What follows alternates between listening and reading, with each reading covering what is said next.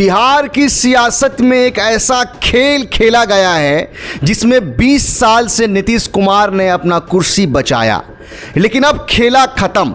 हाँ दोस्तों, खेला खत्म होने वाला है और आज मैं आपको बताऊंगा कि बिहार का अगला सीएम कौन होगा।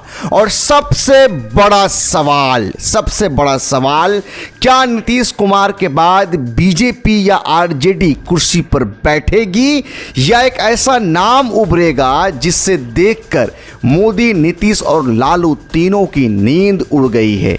नीतीश कुमार जिन्होंने बिहार को पलटी का चैंपियन बना दिया, कभी बीजेपी के साथ, कभी आरजेडी के साथ, कभी मोदी के गोद में, कभी लालू के साथ दोस्ती। 20 साल से बस कुर्सी बचाने का खेल, लगातार खेल 20 साल से। लेकिन बिहार की जनता थक गई है। बेरोजगारी आसमान छू रही है, माइग्रेशन रिकॉर्ड तोड़ रहा है, इंडस्ट्री जीरो है और नीतीश कुमार अब एक कमजोर बुजुर्ग नेता बन गए हैं जो अपना वक्त पूरा कर चुके हैं। जनता कह रही है बस करो नीतीश बाबू, बस करो, हम थक चुके हैं। अब उतर आओ कुर्सी से नीचे। अब सवाल यह है कि नीतीश के बाद कुर्सी पे बैठेगा कौन। बीजेपी चाहती है कि बिहार में अपना सीएम हो। अमित शाह, मोदी, दिल्ली की टीम चाहती है कि नीतीश को हटाकर अपना मनचाहा मुख्यमंत्री बैठा दिया जाए। दूसरी तरफ आरजेडी और तेजस्वी यादव अपनी कुर्सी के लिए बेकरार हैं। तेजस्वी के सपने में तो दिन रात चीफ मिनिस्टर की कुर्सी आती है। बिहार की जनता क्या सोच रही है दोस्तों? और दोनों पार्टी बीजेपी और आरजेडी अपनी अपनी गिनती लगा रही हैं कि भैया किसके पास ज़्यादा सीट होगी। मतलब फिर से वही खेल, जनता भूखी, बेरोजगार, माइग्रेशन में परेशान और ये नेता सिर्फ कुर्सी का खेल खेल रहे हैं। लेकिन दोस्तों, असली कहानी अभी शुरू होती है। दिल थाम कर बैठिए। आपको लगता होगा कि बिहार का अगला सीएम या तो बीजेपी का होगा या आरजेडी का होगा, लेकिन एक तीसरा खिलाड़ी चुपचाप चल रहा है। एक ऐसा खिलाड़ी जिसके पास ना तो जाति कार्ड है, ना करप्शन का इल्ज़ाम है, और वो नेता है प्रशांत किशोर। हाँ, वही पीके जिन्होंने देश भर के नेताओं की स्ट्रेटजी बनाई। मोदी को 2014 में जीत दिलाई, नीतीश को 2015 में सीएम बनाया, ममता को बचाया और अब पीके ने फैसला कर लिया है कि वो अपना खेल बिहार में खेलेंगे। दोस्तों, पीके ने जनसुराज का मॉडल लाया है। हर गांव, हर ब्लॉक में वॉलेंटियर, लाखों लोगों से डायरेक्ट संवाद। ना बीजेपी के पास ऐसी ग्राउंड वर्क है, ना आरजेडी के पास, ना जेडीयू के पास। बिहार की जनता कहता रही है हमें नया सोच का नेता चाहिए और पीके वही नेता बन के सामने आ रहे हैं। अभी बीजेपी और आरजेडी दोनों समझ रहे हैं कि असली खतरनाक प्लेयर तो ये भैया पीके है, पीके, प्रशांत किशोर। इसीलिए मोदी, नीतीश, लालू तीनों ने मिलकर प्रशांत किशोर को इग्नोर करना शुरू कर दिया है। उन्हें फंसाने की कोशिश की जा रही है, लेकिन ग्राउंड पे पीके का सुनामी चल रहा है। क्या भीड़ हो रही है दोस्तों, लाखों में लोग आ रहे हैं। तो अब सवाल यह है, नीतीश कुमार का खेला खत्म, ये तो तय है। बीजेपी अपना सीएम लाएगी या आरजेडी तेजस्वी को कुर्सी पर बैठाएगी, ये दोनों का सपना है। लेकिन दोस्तों, असली सरप्राइज ये होगा अगर बिहार की जनता अपनी ताकत से एक ऐसा सीएम लाए जिसका नाम आज तक सिस्टम ने सोचा भी नहीं था, और वो होगा प्रशांत किशोर। क्या बिहार के वोटर 20 साल के लूट और घोटाले का हिसाब लेकर एक नया बिहार की शुरुआत करेंगे, या फिर से वही जाति और जुमलों का खेल चलेगा? ये फैसला आपके हाथ में है।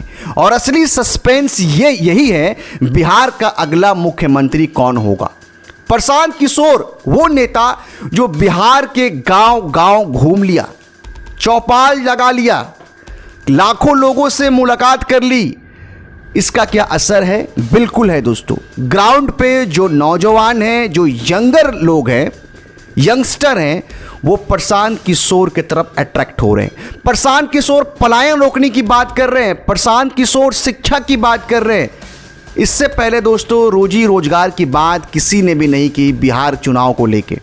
जितने भी चुनाव हुए इतिहास में बिहार में, किसी ने पलायन रोकने की बात नहीं की। प्रशांत किशोर वो पहला नेता है जो पलायन रोकने की बात कर रहा है। प्रशांत किशोर वो काम कर रहा है जो काम तेजस्वी यादव को करना चाहिए विपक्ष में रह के। तेजस्वी यादव ने वो काम नहीं किया, वो काम प्रशांत किशोर कर रहे हैं। प्रशांत किशोर फौरन मौके पे पहुंच रहे हैं, फौरन मौके पे पहुंच रहे हैं, गरीबों के लिए आवाज़ उठा रहे हैं प्रशांत किशोर। और पैदल यात्रा जो उन्होंने किया ना, इसका इम्पैक्ट ज़बरदस्त पड़ने वाला है। और मुझे लगता है इसीलिए बाकी की जो पार्टी है वो डरी हुई है। बाकी के पार्टी के जो नेता हैं, जो भ्रष्ट नेता हैं, जिनका पोल लगातार खोल रहे हैं प्रशांत किशोर, और कहा जा रहा है कि प्रशांत किशोर ने कई रिटायर्ड ऑफिसरों को हायर किया है और लगातार जांच हो रहा है। आप सोचिए कि प्रशांत किशोर किस हद तक जा सकते हैं। रिटायर्ड लोगों को मौका देकर जांच करवा रहे हैं और जो भी घोटाले बिहार में हुए हैं वो सब सामने आ रहे हैं दोस्तों। और आने वाले वक्त में और भी चीज़ें सामने आएगी जैसे जैसे चुनाव नज़दीक आएगा। प्रशांत किशोर ने अभी तक अपना असली खेल खेला ही नहीं है। जो कहते हैं ना कि जो आखिरी बाजी होती है वो प्रशांत किशोर ने खेला ही नहीं है। तो इसी का इंतज़ार बिहार की जनता करेगी कि वो आखिरी बाजी क्या होगा जिसके लिए प्रशांत किशोर भैया जाने जाते हैं।